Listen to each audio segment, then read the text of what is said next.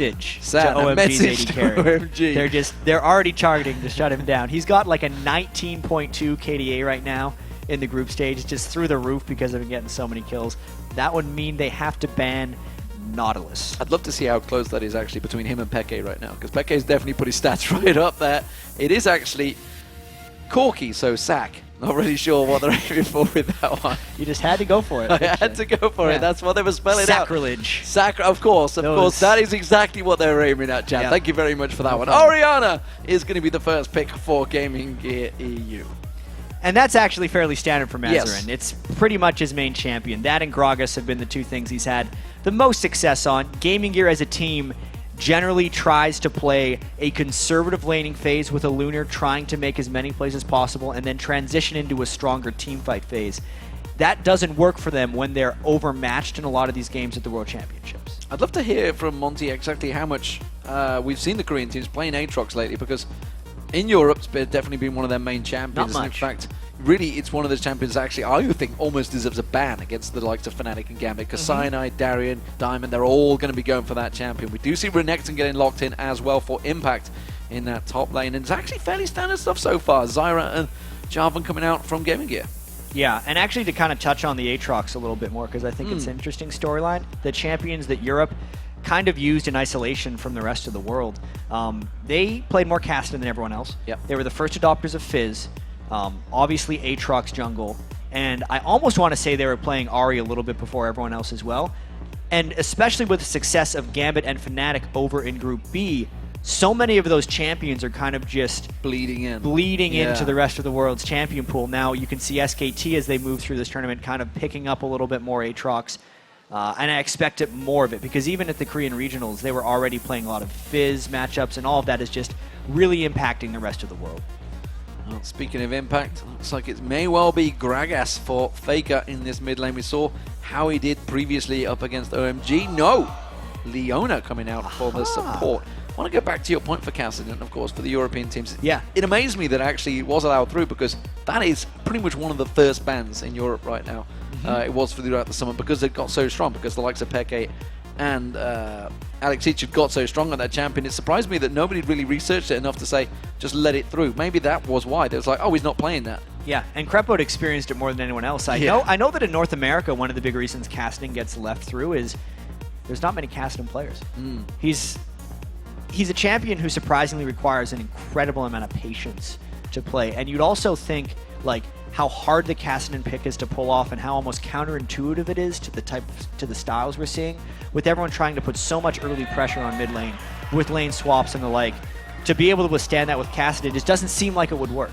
Well, Gaming Gear have been doing that all through the International Wildcard Tournament. Pain Still Gaming gets a cheer. We're not finding it impressive, to be honest. No. It's not. I can tell you a story for Pain Gaming, though. All right. Pain Gaming obviously were in the Brazilian team. The Brazilian team were obviously in the studios practicing a week before that international tournament, and the European teams, in their wisdom, decided to draw a big Mordekaiser on the whiteboard where they were practicing with a hue. How'd they take it?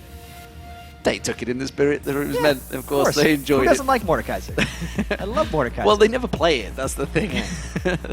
So the teams don't. Obviously, they do in solo queue, it seems. So Varus and Kennen have been locked in. So relatively standard team coming out from Gaming Gear. We're just going to see MBS on that Kennen in that top lane. So we're talking about the last pick for SKT right here? NBS, we are going to get the last pick. It is going to be Gragas. We saw it sort of hovered over earlier for Faker. Faker once again played a very good Gragas earlier. Yeah, his Gragas against Cool really dominated.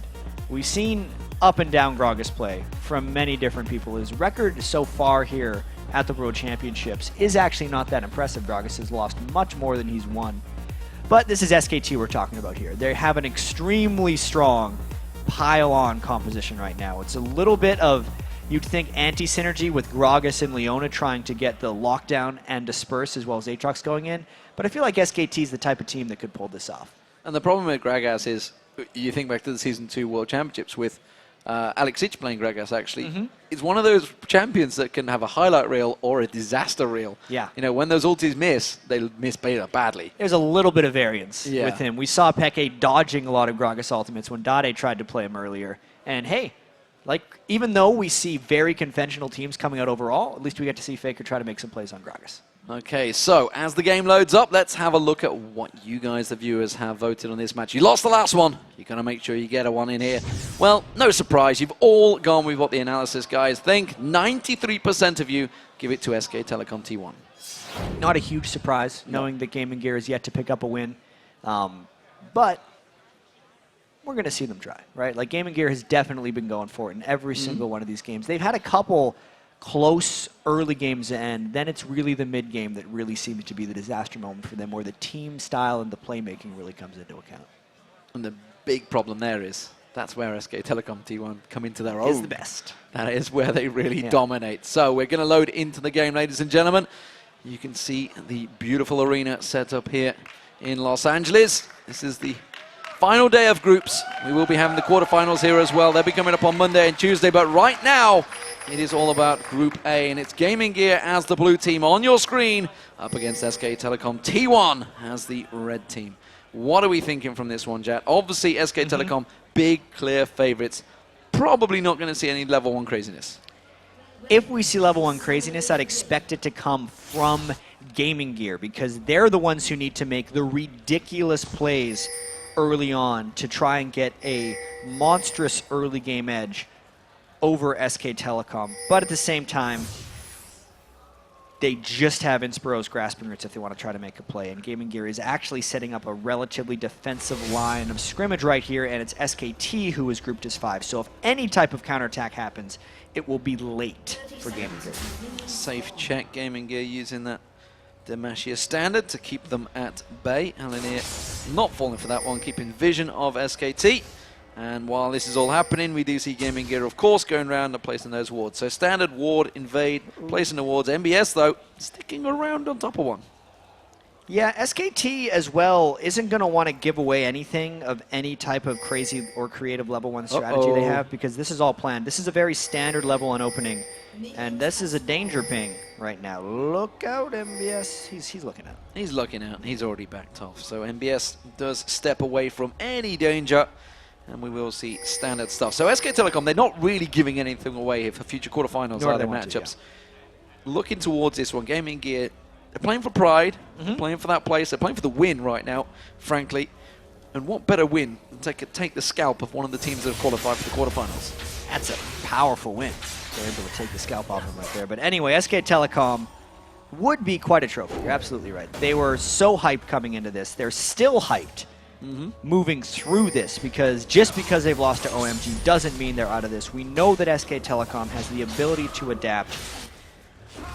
And, you know, I'm really wondering how the quarterfinals are going to work out for a team like SK Telecom. Just because, and we're going to see in this game particularly how even though they're incredibly mid lane focused, how balanced their attack actually is. Impact is able to play higher damage and almost more technically complex top laners, but it still works within the general context of their team, because Bengi knows how to have such a large influence over the game.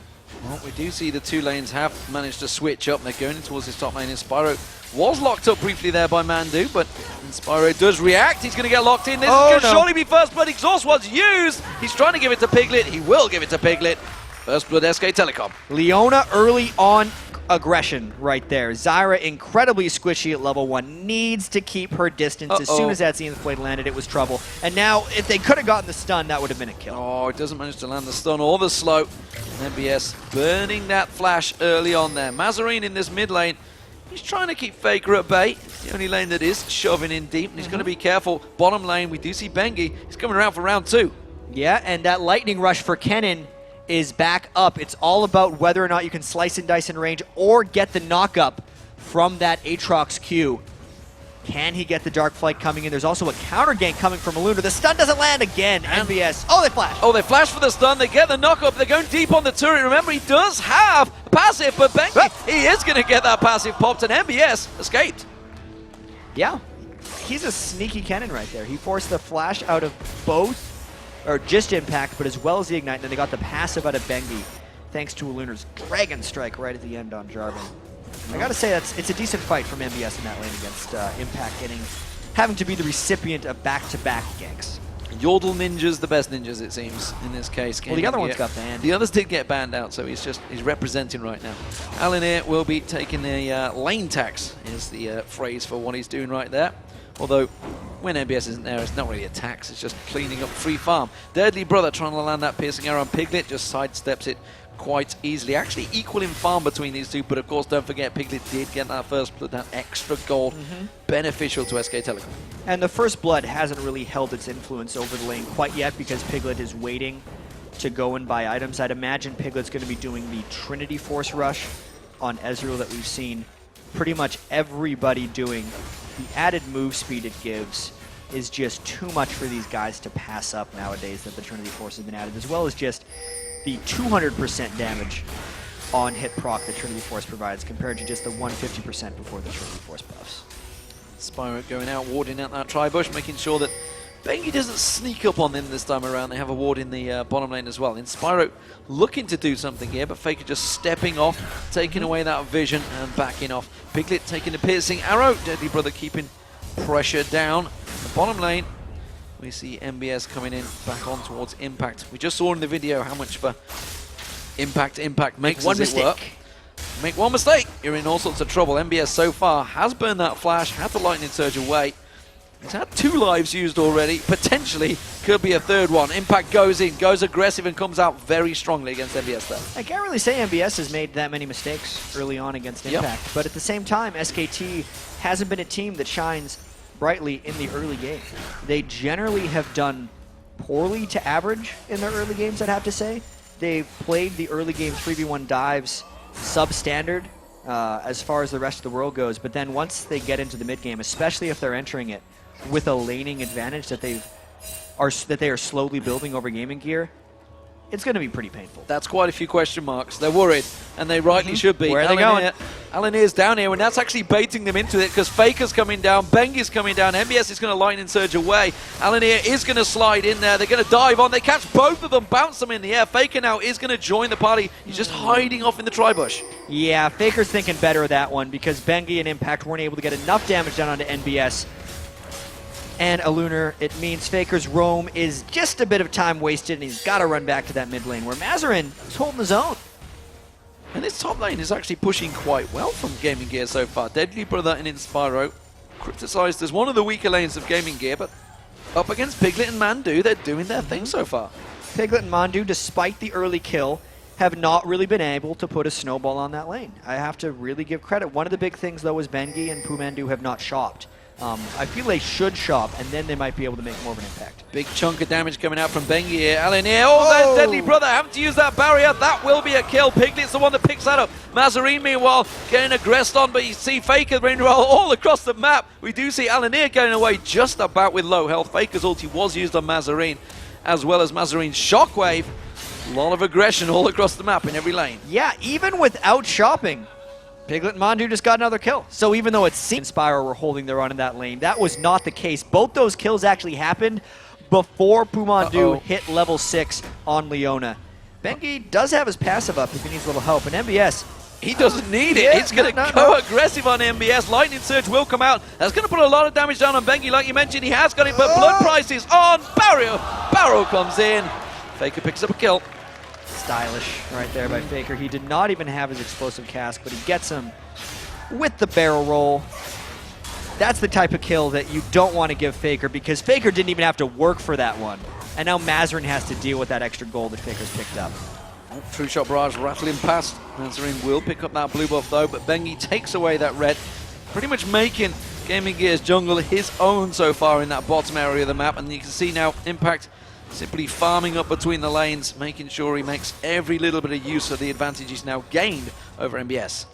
Yeah, there's that one mistake almost. NBS running through the red buff, searching for a friend, but the friend was not really a friend and it cost him his life. And Inspiro, he's going to get locked up. That will be a kill. Who's going to pick it up though?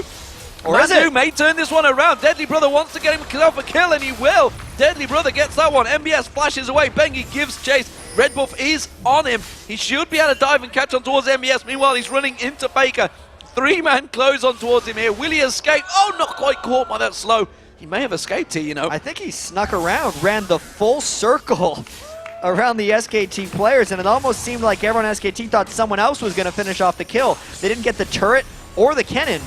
Great escape. Great escape indeed. GamingGear, of course, with their first kill of the game in that top lane. Deadly Brother did pick that up, but now you see Piglet going very aggressive in a 2v1 situation. True Shot Barrage fired off, not going to find his home. The Mystic Shot will on towards Deadly Brother, though. He's going to have to back out of that. Yeah, Trinity Force being rushed on Piglet as well. You can see he's already hitting for a nice little bit of damage with the early Sheen. I have the feeling if that True Shot Barrage would have landed on a Deadly Brother, it would have been a kill. So well done by Deadly Brother to get that sidestep in and prevent another death to Piglet in lane. But let's look at this bottom lane. MBS, 36 CS. Impact, 81. This is a bit of a problem, and there goes the tower. Yep. Top laners in the bottom lane. Big difference. Impact, Renekton, lane dominance. It's actually something that coming in I wasn't too sure of, because there were a few teams that really favored Renekton, even though he had been mostly non-existent from the European and the North American games for the most part. He had died out. Whereas China, when I was watching their regionals, Royal and OMG were competing for first pick Renekton many times. They were banning him out as well. And then also now, SKT's pulling out their Renekton as well. I was thinking Renekton might end up having actually a very low win rate in this tournament, just depending on which overall region that I thought was going to be weaker or stronger. I knew that Mineski was going to be playing or valuing Renekton very highly, but now that we see teams like SK Telecom coming in with Renekton as well, whole new ballgame. Indeed, it's a whole new ball game. It's a champion that Darian used to run a lot of in the spring, but like you say, it faded out. Didn't barely play it in the summer. Only towards the end of it, he started playing it. Faker, going to be the focus target by Alanir, but no chance is he going to fall for that one. Plenty of escape, can slide away if he needs to. Instead, he's buying time for the rest of SK Telecom to take this dragon down. It's a two-man dragon. They are not sure about this one. Yeah, Beggy's a little bit low, and trying to do dragon against Kennen, even if it's just a 3v3, is a dangerous proposition. SKT's AD carry and support are killing it. Not going to get the turnaround kill either. Mandu is not going to go down from that one. Deadly Brother with the Chain of Corruption just got simply exhausted out. Mandu walks away from it. It's 4-1 now for SK Telecom. And Mandu's looking for another kill, or at least zoning out Deadly Brother. That lane is going to be running away from GamingGear. I think it's already gone. It's great to see Leona making a comeback as well. That's one of the supports we haven't seen a great deal of. Yellowstar has run it a lot lately for the European LCS team. And 3 games. If you think of the Crepo on the desk, he used to be formerly, I would say, one of the best Leona players in the world. You think back to the OGN 2012 spring, I'm going to say, that they were in, when they were up against Frost in the finals. Yeah, I got to ask Crepo when he gives us his answer after this game. Why'd he stop, man? Why'd you stop? Why'd you stop playing Leona? I don't think he did. I think the rest of the team said no. I don't know. I'm making it up. But SK Telecom, they're going to pick up a dragon here. And that will be a pretty clean, easy one for them there. That's going to stretch that gold lead to just around about 4,000 coming into the 12-minute mark.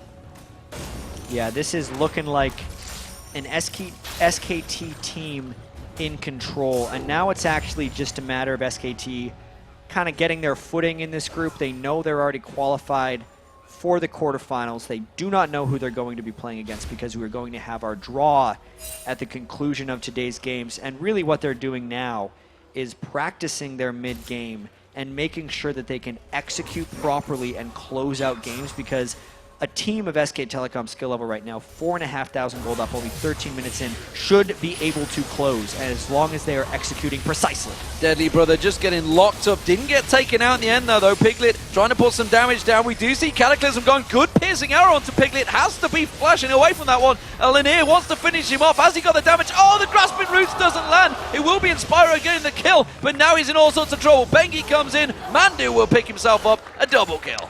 Mandu was tired of feeding all the kills to Piglet, so he decided to take 2 of his own, even when Bengi was up there for the counter kill. And even though that worked out for SKT, you can see what teams try and do against Leona, and why some teams do shy away from her, is because as a melee support, and the fact that when she lands her Zenith Blade, it sucks her in, she is incredibly committed every time they go in on a fight, and is vulnerable to counter ganks. That's what a Lunar is continually trying to do to that lane. And here comes Faker. Oh, he's going to try and catch on Mazzarini. Not going to happen. And Faker with that barrel, just forces him away. There is a problem though, because it's a 14-minute Trinity Force. Yeah, that's a pretty big problem. I've seen 13-minute Trinity Forces. Yep. Those are slightly larger problems. But the Vamp Scepter as well, I think, puts him over the top. 3-1 and 2 on Piglet. Both buffs were just stolen from GamingGear, which generally shows a total lack of control in the jungle. There's still not all 3 turrets down. I really do have to credit thus far in the game Mazarin on GamingGear, holding his own entirely against Faker. He's the only person on GamingGear who hasn't lost his turret. Faker picked up an easy kill in the jungle that was effectively gifted, and Mazarin hasn't let it affect him. 6 up on farm, and now it's really just the rest of the map collapsing in around it that's going to end up costing GamingGear that mid turret. And check out Bengi. He's actually only just gone back and got that Bilgewater Cutlass, but he actually went for the Boots of Mobility. This is something we used to see back in the spring a lot from junglers. Yeah, the Boots of Mobility double Doran's Blade before the Spirit Stone. We actually saw Aranea doing it on his Aatrox very recently over at Gamescom, and it's basically about forcing as many fights as possible because as a heavily ganking jungler, especially if you have farm-centric mid laners, you're only about transferring your power to your laners as much as possible, and you're not caring about yourself. That's the way Bengi plays. I think the Chinese junglers go even a little farther towards that spectrum. I know sometimes Lovelin with the Moby Bear yesterday didn't even go to lanes. He was, or sorry, didn't even go to the jungle. He was a laner, essentially. And Bengi is a little bit more towards the farm, but without the Spirit Stone, it means he's definitely looking to kill. BS down this bottom lane. He's got to be careful they don't dive him. They were diving him at level 4, so I don't think they're going to be worrying about it too much at level 11 here. Impact is just keeping him in tow. Interesting first item from MBS, though. Went for that needlessly large rod after double Dorans. Well, he had pretty much already abandoned any hope of winning that lane. So he's not actually staying close to Impact. Otherwise, you'd think he'd go for a Seeker's Arm Guard earlier on, so he'd have some armor. But because he does not, he's just hoping he gets in a team fight, has that extra ability power, has slightly better farming with his long-range Q because he does more damage thanks to Needlessly Large Rod, and he's basically just trying to catch up by skipping items. Trying to skip items. We'll see whether that works out because SK Telecom are going to take down the 3rd outer turret. That is systematic destruction of everything around the outside. 16 minutes gone. Actually, fairly slow in terms of Korean teams taking down those 3 outer turrets. So GamingGear grouping up in this mid lane. Piercing Arrow does manage to find its target on towards Piglet. I think it was just simply clearing out the waves. The bottom lane seems to be the next focus, though. Impact hiding in the bush. It's a big crocodile in a small bush. They're going to dive in. It's going to be Alan here that does manage to get locked up. Bengi taking the tower damage, so we do see the Cataclysm coming out, but simply done. That is just locking his own team up. Not going to work out too well. Impact is going to try and get away from this one. There's a shockwave coming in. The damage, is it going to be there? Mazarin will pick it up. Now they're going towards Bengi. Faker also being pushed, punished here, trying to clone rolls out that barrel. Deadly Brother felt the full force of that, but while it all happens, Piglet takes the mid in a turret. Hey, at least Impact was trying to laugh in the face of GamingGear right there, and they killed them for it. So Mazarin got the revenge, landed the shockwave, and picked one back up. And as we expected, this is a very controlled game more than anything else from SK Telecom. They're not trying to pull off any fancy rotations. They are playing as standard as possible because they know that all of their potential quarterfinals opponents are watching them right now, and they do not want to give away any vital piece of strategy. Let's not forget, SK Telecom T1 came into this tournament as big favorites, has to be said. Everybody really had them down as the victors of this tournament, so they've got a lot to live up to. They've seen the Korean team Samsung Ozone going out in the group stages. SK Telecom have made it to the quarterfinals, but they're already realizing this is not a clean-cut tournament for the Korean teams. I have to say, it must have been a huge shock to a lot of the people who follow the Korean League of Legends scene closely, because coming up and watching the quality of teams in the Champions League for OGN, it did seem like there was a chance Korea would come in here and just dominate the tournament. And that has not been the case whatsoever. Ozone going out was a complete shock. Even SK Telecom dropping a map to OMG early on means it's a totally open playing field right now. We'll effectively have 2 Korean teams in the quarterfinals, 2 European teams, 1 North American team, 1 team from Southeast Asia. You know, there's a lot of balance and anyone's game. And we should point out that there's actually SK Telecom T1, that was MBS being melted down the bottom. SK Telecom T1, the fact that they won the summer against KT Rolls to B was the reason that Ozone got there in the first place. Because if they'd have lost that, they were 2-0 down, came back 1-3-2. If they'd have lost that match, we would have had KT Rolls to B here instead of Ozone. And I think one of the things that may have affected the Korean team's almost lackluster performance early on here is how we talk about how the Chinese scene is isolated, how isolated the Korean scene had become. We're actually just going to take a look at this kill. Just a combo of ultimates. NBS dead to rights. It's the coordination from SKT right now. But really just getting back to the Korean teams in general, it seemed like they were only focusing on beating each other. And it's really come back to haunt them. Uh-oh, they're trying to get the chain of corruption down. Faker's like, yeah, I know you're focusing me. I'm just going to walk away. Alan here in all sorts of trouble. Impact's going to try and slide in. Does get away. The barrel coming in, not quite going to get its target though. Faker really wanted that one. And I think overall SK Telecom is adapting a little bit better to the other influence. But just the fact that they had so much struggle against the 3v1 tower dives of OMG and even the 3v1 tower dives of TSM goes to show that they weren't necessarily invincible. No one's bulletproof. The quality of teams throughout the world now for League of Legends is really quite high because we have fairly developed scenes throughout. I mean, just the sheer amount of competitive games that the European teams played this year against each other means they're strong. This is going to keep happening. Yes, just dead. I mean, he wanted to just simply get a ward down. You could see it. That's all he wanted to do. Not going to happen, though. Didn't even get the ward in the bush? Yeah, no, that's too quick. Not quick enough on the draw. Got to hit that ward button before you get CC'd to death. And even though it seems like GamingGear may just be walking around and some people will be like, man, you got to stop face-checking against SKT. SKT forces those moves because they have completely blinded GamingGear, and they are always making GamingGear think they're going to be in the next bush because they usually are, and that's why so many people on GamingGear are dying, and that's why that Baron was completely clean. It was completely clean, and MBS now in all sorts of trouble. He's pushed that mid turret, suddenly the lightning surge away from that one as the rest of SK Telecom come out of the mid lane Baron and with themselves a buff. They're going to keep on pushing through here. Yeah, we got the Spirit of the Ancient Golem on Bengi. Impact has went very tanky. He's got a red elixir actually running out from the base on Renekton. SKT might be going pretty quick here. Mondu's got his ultimate on Leona. It's level 11 as well for that extra little oomph of damage. And I wonder if GamingGear can even hold at this turret 4v5. SKT going to be a little bit aggressive here. Piglet getting a little carried away there, taking some turret aggro. Instead of focusing on the turret, he was focusing on trying to kill MBS. Wasn't really happening for him. Well, Piglet does already have 4 kills. He's wanting to get a little bit more of that. And they were waiting for Renekton anyway. Impact was running back to base. He's got his red elixir now. Freedom to pop it whenever he wants.